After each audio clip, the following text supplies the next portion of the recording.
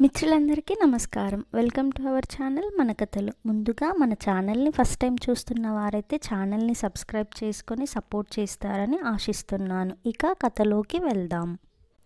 ప్రియమైన నీకు ఎలా మొదలు పెట్టాలో, ఏమని సంబోధించాలో, ఏం చెప్పాలో ఏమీ తెలియదు. అయినా రాస్తున్నా. నా మదిని దాటి ఎన్నో ఆలోచనల ప్రవాహం పరిగెత్తుతుంటే వాటిని ఒడిసి పట్టుకొని ఇలా రాసే ప్రయత్నం చేస్తున్నా. మరి ఆలోచనలైతే ఉన్నాయి. నా అంతరంగంలోని భావాలను ఎలా వర్ణించాలో, నా ఊహలకు ఎలా ప్రాణం పోయాలో తెలియటం లేదు.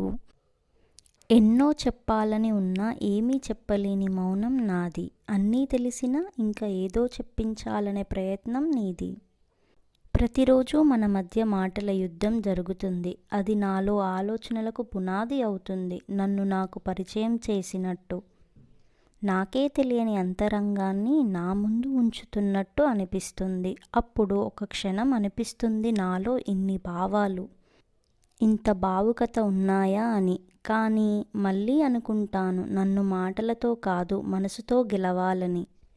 ఈ మధ్య ఎందుకో అర్ధరాత్రి మెలకువ వస్తుంది. చుట్టూ ఉన్న చీకటిని చీలుస్తూ వచ్చే కాంతి కిరణంలా నా తలుపులలో నువ్వు ఉంటావు. ఒకసారి మాట్లాడాలని అనిపిస్తుంది. అంతకుముందు మన మాటలను గుర్తు చేసుకుంటూ రేపటి కోసం కొత్త ఆశలతో మళ్ళీ నిద్రలోకి జారుకుంటాను. ఉదయం కళ్ళు తెరవగానే ఒకటే ఆలోచన, నువ్వు ఏదైనా సందేశం పంపావేమో అని ఆతృతతో ఫోన్ చెక్ చేస్తాను. కానీ ఉండదు.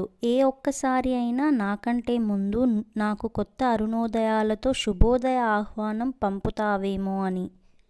నాకు అప్పుడప్పుడు అనిపిస్తుంది గోదారి గట్ల వెంట నడిచే నండూరి ఎంకిలా నీ ఊహల సామ్రాజ్యంలో నేనే రాణిని అయితే బాగుండు అని. ఎంత అద్భుతం కదా ఊహ. అదే నిజమైతే మరి ఏమో అవుతుందేమో.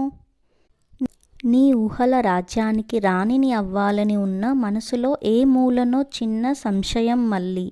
నేను మూసేసిన నా మదిగదిలోకి నీకు ప్రవేశం ఉందా అని. ప్రేమ పలకటానికి 2 అక్షరాలే అయినా దాని సామర్థ్యం కొన్ని జీవితాలు చెల్లించాల్సిన మూల్యం. ఆ ప్రేమ నీకైనా నాకైనా బలం కావాలి కానీ బలహీనత కాకూడదని నా ఆరాటం, పోరాటం. ఇంతకన్నా ఏం చెప్పగలను నేస్తం. చివరిగా ఒక చిన్న మాట. నా ఊపిరిలో శ్వాసవై, నాలోని ప్రాణమై, నా కలంలో కవితవై, నేనే నీవుగా కలకాలం ఉండిపోతావా? నా కలల ప్రపంచంలో విహరిస్తావా? నన్ను నీ హృదయ కోవెలలో ఆరాధ్య దేవతలా కొలువుంచుతావా? నీ కవితా సామ్రాజ్యానికి రాణిని చేస్తావా? ఇక ఉండనా మరి నీ తలపులతో ఇట్లు నాలోని నేను శ్రీ హృదయ స్పందన. ఇంతటితో కథ సమాప్తం. మీకు కనుక ఈ కథ నచ్చినట్లయితే లైక్ చేయండి, షేర్ చేయండి and subscribe to our channel. అందరికీ ధన్యవాదములు. మళ్ళీ మరో కథతో మీ ముందుకి వస్తాను.